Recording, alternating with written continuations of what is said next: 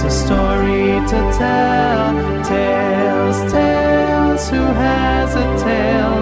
Let's hear some tales about tales.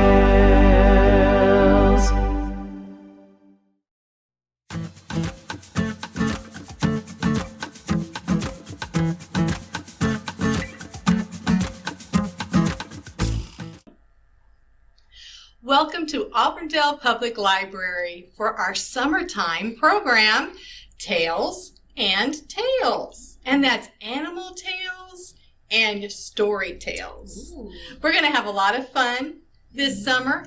And today we are on a safari. What kind of animals are we going to see, Rhonda? We're going to see, elephants and lions. Yeah, maybe a zebra. Yes, I think so. We're going to see all kinds of things. So get ready. And first, we're going to start off with a great book. All right. And that book is Giraffes Can't Dance. I never thought about a giraffe dancing. But our giraffe today is Gerald. And he was a tall giraffe whose neck was long and slim, but his knees were awfully crooked and his legs were rather thin.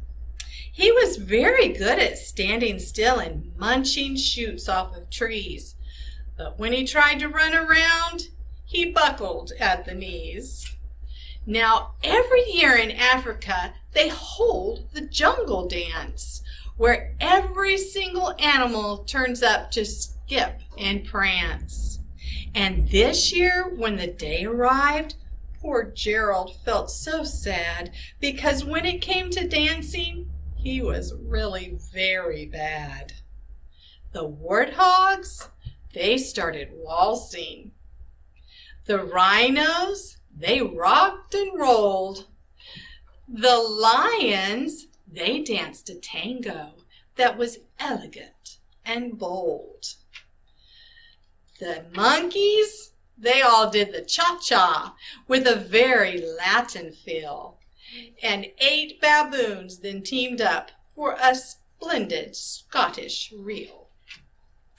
Gerald swallowed bravely as he walked toward the floor, but the lions saw him coming and they soon began to roar. "Hey, look at clumsy Gerald," the animals all sneered. "Giraffes can't dance, you silly fool." "Oh, Gerald, you're so weird." Gerald, he simply froze up. He was rooted to the spot. They're right, he thought. I'm useless. Oh, I feel like such a clot. So he crept off from the dance floor and he started walking home. He'd never felt so sad before, so sad and so alone. Then he found a little clearing and he looked up at the sky. "The moon can be so beautiful," he whispered with a sigh. "Excuse me," coughed a cricket who'd seen Gerald earlier on, "but sometimes when you're different, you just need a different song. Listen to the swaying grass and listen to the trees. To me the sweetest music is those branches in the breeze. So imagine that the lovely moon is playing just for you. Everything makes music if you really want it to." With that, the cricket smiled and picked up his violin. Then Gerald, he felt his body do the most amazing thing. His hooves had started shuffling, making circles on the ground. His neck was gently swaying, and his tail was swishing round. He threw his legs out sideways, and he swung them everywhere. Then he did a backward somersault and leapt up in the air. Gerald felt so wonderful. His mouth was open wide. "I am dancing! Yes, I'm dancing! I am dancing!" he cried. Then one by one, each animal who'd been there at the dance arrived while Gerald boogied on and watched him quite entranced. They shouted, "It's a miracle! We must be in a dream!"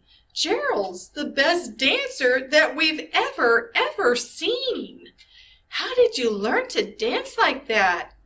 Please, Gerald, tell us how. But Gerald simply twirled around and finished with a bow.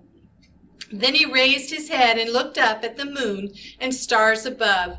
We all can dance, he said, when we find music that we love. The end. Oh, how nice. Gerald danced and had a good time even after he didn't think he could. So, Sure did, Rhonda. you never know.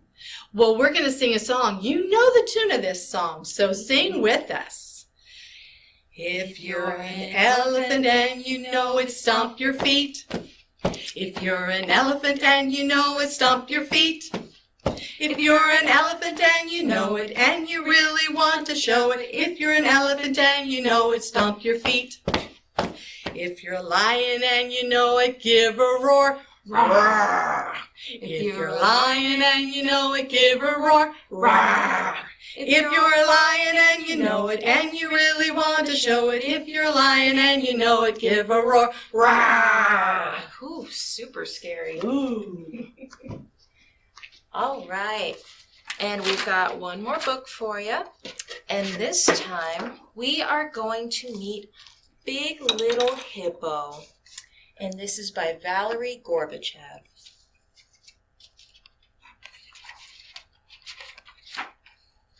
Little Hippo was the youngest in his family. He was the smallest too. His sister was bigger, his brothers were bigger, his mother was bigger, and his father was bigger. His neighbor, Big Old Crocodile, was much bigger than Little Hippo.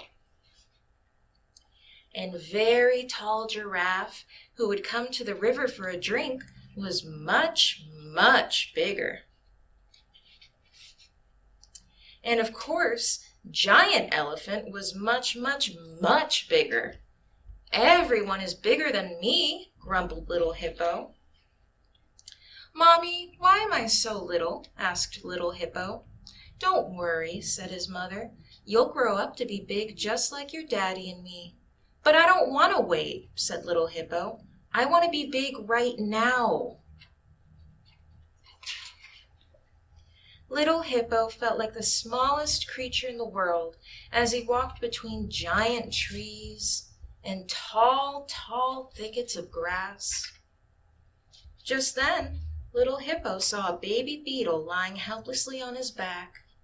Poor baby, let me help you, said Little Hippo, and he rolled the tiny beetle over onto his feet.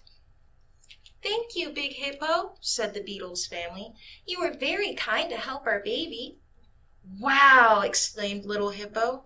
They called me big? And suddenly he felt very big. I'm big now, cried Little Hippo, running past Giant Elephant.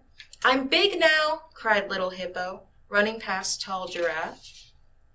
I'm big now, cried Little Hippo, running past Big Old Crocodile.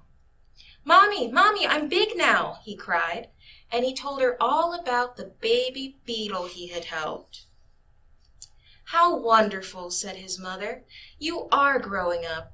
You are big Little Hippo now. He smiled a happy hippo smile. His new name made him feel just the right size. And that is the end. Big Little Hippo.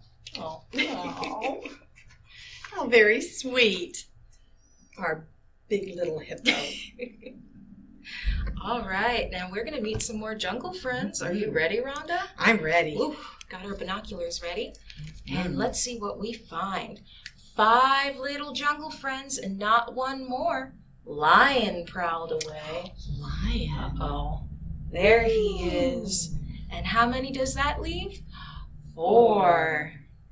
Now we've got 4 little jungle friends and not one more. Hippo swam away. And then there were 3. 3 little jungle friends and not one more. Zebra galloped away. Oh, you see zebra. where Where's the zebra's zebra? hiding? Uh-oh, he's galloping too far. Oh. He galloped too far. He galloped away. And then there were two little jungle friends and not one more. Who's coming, Rhonda? It's the monkey. Monkey hopped away, and then there was one. One little jungle friend and not one more. He's not very What do little. we got? Big old elephant.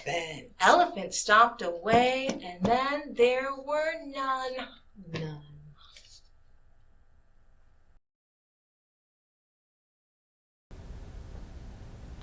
Whose tail is it? Monkey, hippo, or tiger? Stay tuned for the answer.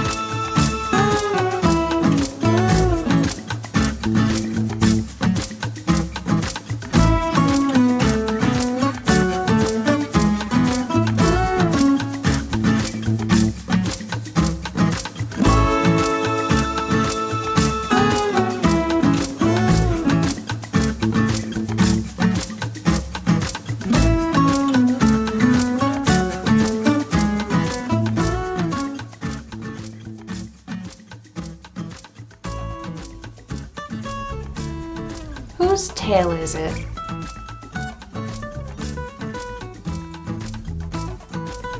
That's a tiger's tail. Whoa!